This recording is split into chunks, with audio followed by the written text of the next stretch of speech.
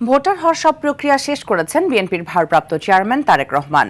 জাতীয় পরিচয়পত্রের জন্য শনিবার দুপুরে নির্বাচন কমিশন সচিবালয়ে সশরীরে উপস্থিত হয়ে তিনি এই কার্যক্রম শেষ করেন। পরে কমিশনের সিনিয়র সচিব আক্তার আহমেদ জানিয়েছেন, কমিশন অনুমোদন দিলে ভোটার তালিকায় নাম অন্তর্ভুক্ত হবে। নাজমুল হুদার রিপোর্ট। দেশে প্রথমবারের মতো ছবিসহ ভোটার তালিকা প্রণয়ন করা হয় 2007 সালে। তারেক রহমান তখন ছিলেন কারাগারে। কারামুক্তির পর লন্ডনে দীর্ঘ 17 বছর নির্বাসিত জীবন কাটানোয় জাতীয় পরিচয়পত্র করতে পারেননি তিনি, ফলে নাম ছিল না ভোটার তালিকায়।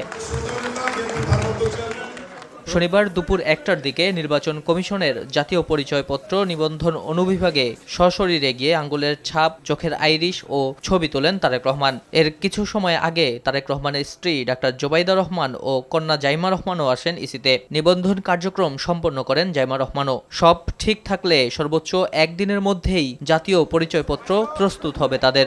নিবন্ধন কমপ্লিট করা গেলেও এখানে আমাদের প্রসেসের জন্য সময় লাগে, কারণ এটা আপলোড করে আপনার ওনাদের ফিঙ্গারপ্রিন্ট এবং সিগনেচার ম্যাচিং, ফেস আইরিশ এগুলোকে ম্যাচিং করতে হয়। ম্যাচিং করার পরে কনফার্ম হলে তখন আর কি ওনাদেরকে একটা ভোটার আপনার আমরা এনআইডি নাম্বার যেটা বলি সে নাম্বারটা দেওয়া হয়। তো এটা করতে কিছু সময় লাগবে, তো আই বিলিভ এটা আজকের ভিতরে কমপ্লিট হয়ে যাবে।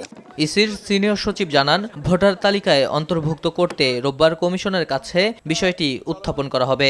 নিবন্ধন কমপ্লিট করেছেন, ভোটার তালিকায় অন্তর্ভুক্তি যেটাতে আগামী আপনার 12ই ফেব্রুয়ারিতে নির্বাচনের সাথে সম্পর্কিত। এখন আগামীকাল কমিশনে এটা পেশ করা হবে।